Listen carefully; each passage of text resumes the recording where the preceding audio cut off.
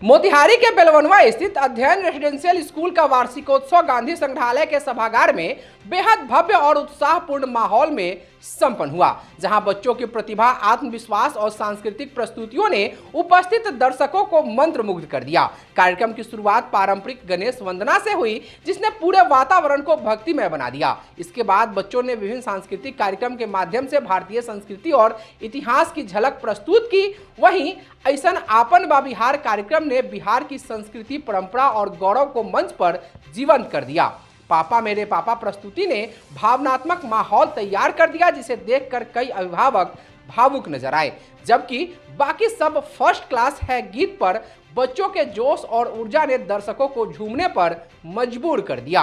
कार्यक्रम में सांस्कृतिक विविधता की भी खास झलक देखने को मिली, जहां बांग्ला गीत, बाला नाचो और लोकप्रिय लुंगी डांस पर बच्चों की शानदार प्रस्तुति ने सभागार को तालियों और उत्साह से भर दिया।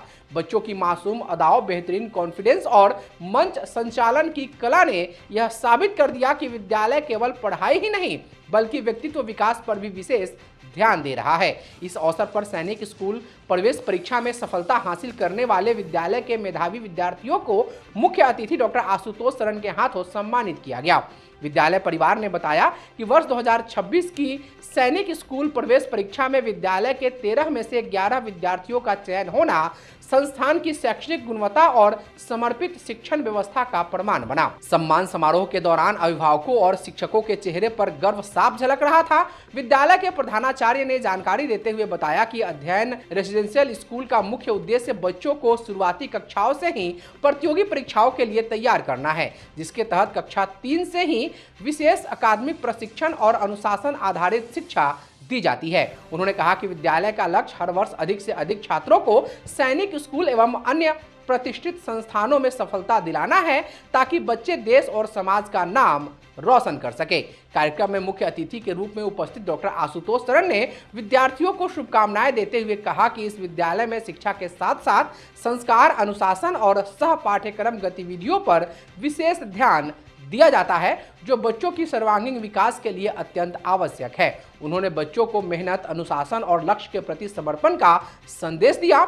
इस भव्य आयोजन में डिप्टी मेयर डॉक्टर लालबाबू प्रसाद सहित कई गणमान्य अतिथि, अभिभावक और शहर के प्रतिष्ठित लोग मौजूद रहे। कार्यक्रम के अंत में विद्यालय परिवार ने सभी अतिथियों और अभिभावकों का आभार व्यक्त किया तथा बच्चों के उज्जवल भविष्य की कामना के साथ समारोह का समापन किया गया। 2022 में ये स्कूल हमारे घर के पीछे शुरू हुआ और 2-3 क्लासरूम से शुरू हुआ था, जहां आध्यात्मिक शिक्षा भी दी जा रही थी और हमारे गुरुदेव लोग भी उस क्षण को आए थे। जैसे राजकुमार साई हमको पढ़ाए हैं, वो थे, शोभाकांत चौधरी थे, इस तरह के लोग थे। तो मुझे बड़ा अच्छा लगा कि ये स्टूडेंट हम इनके रहे हैं और हमारे स्टूडेंट हमारे साथ स्कूल में बैठे हुए हैं। उसी दिन लगा कि ये स्कूल का भविष्य बहुत उज्जवल है और हमने उसके बाद कहीं किसी से पैरवी नहीं की कि आप अपने बच्चे को स्कूल में डालिए। लेकिन जब 23 का रिज़ल्ट आया, 24 का रिज़ल्ट आया और 25 का रिज़ल्ट आया और जब हमने देखा कि नहीं, बच्चे निरंतर उन्नति की तरफ आगे बढ़ रहे हैं, इसका मतलब कि इस स्कूल में प्योरिटी है, इस स्कूल में मनी नहीं है, इस स्कूल में डेडिकेशन है, इस स्कूल के जो शिक्षक हैं वो इस स्कूल के बच्चे को अपने बच्चे की तरह मान रहे हैं। और सर के बारे में मैं क्या कहूँ, जो आदमी फौज में रहा है उससे डिसिप्लिन तो कोई आदमी नहीं हो सकता। इसलिए किसी को यदि गार्जियन की ज़रूरत हो, स्कूल को गार्जियन की ज़रूरत हो, तो इनके जैसे लोग रहें यदि, और हमारे सुमित जैसे लोग रहें, तब तो अपने शिक्षा का उन्नति अपने चंपारण से ही होनी है, होती रहेगी। एक ज़माना था जबकि एमएस कॉलेज का पहला दूसरा सीट का सब लड़का या तो आईएएस, आईपीएस, इंजीनियर, डॉक्टर बनता था, अभी गिने चुने बनते हैं। तो शिक्षा में बिल्कुल आमूल परिवर्तन की ज़रूरत है।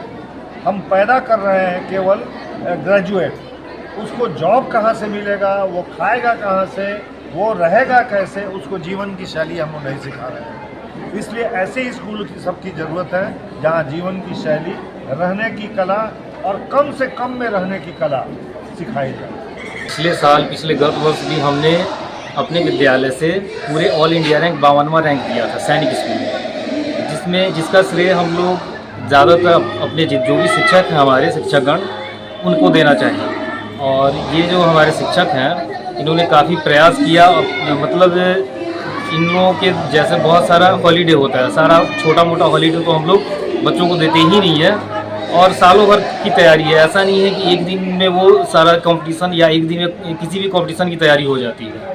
तो इसका न्यू हम लोग रखते हैं क्लास 3 से ही। क्लास 3 से ही बहुत से चीज़ों को हम लोग बताना शुरू करते हैं। हमारे जो मेंटर्स हैं, जो हमारे शिक्षक हैं, वो बच्चों को बहुत से चीज़ों को समझाते हैं, एक्सप्लेन करते हैं। क्लास 3 से उनको छोटा छोटा पार्ट्स करके बताया जाता है, और क्लास 4-5 में जाते जाते उनको बहुत ही बड़े पैमाने पे इस चीज़ को बताया जाता है कि कैसे हम लोग इस चीज़ की तैयारी करें। मैथ्स का पोर्शन चूँकि काफ़ी ज़्यादा होता है, तो मैथ्स का कॉन्सेप्ट बहुत ही क्लियर होना चाहिए, और काफ़ी ज़्यादा बच्चे पूरे इंडिया से, ऑल इंडिया से बच्चे शामिल होते हैं। तो इसलिए ये जो सैनिक स्कूल है ये काफ़ी ज़्यादा टफ एग्ज़ाम हो जाता है, IIT JEE की जैसा ये काफ़ी ज़्यादा टफ हो जाता है। और इसमें प्रवेश पाना एक दिन का या कुछ महीनों में इसमें हम लोग सफलता हासिल नहीं कर पाते। सफलता का सिर्फ और सिर्फ एक ही है कि परिश्रम करना, लगातार परिश्रम करना, और लगातार मेहनत करते रहने से ही हम लोग इसको हासिल कर पाएंगे। से जुड़ा हुआ है, और मेरे जुड़ाव का सबसे खास रंजन ये रहा कि जब मुझे बताया गया कि एक ऐसा स्कूल खोलने जा रहे हैं तो सिर्फ फाउंडेशनल कोर्स ही नहीं, साथ ही साथ सैनिक स्कूल की तैयारी भी कराएगा। इसके अलावा बच्चों को बेसिक डिफिकल्टी उसमें ये काम करेंगे। तो मुझे ये कॉन्सेप्ट बहुत ही यूनिक लगा कि जहाँ कोई बच्चा CBSE बोर्ड की भी तैयारी कर पाएगा 9-10 तक के लिए, और साथ ही साथ सैनिक स्कूल की भी तैयारी कर पाएगा। तो ये मुझे बहुत ही यूनिक लगा। साथ ही साथ सलीम जी ने जो अप्रोच किया वो मुझे बहुत अच्छा लगा कि उन्होंने एक ऐसे संस्था का नींव रखा सुनील जी के साथ मिलकर,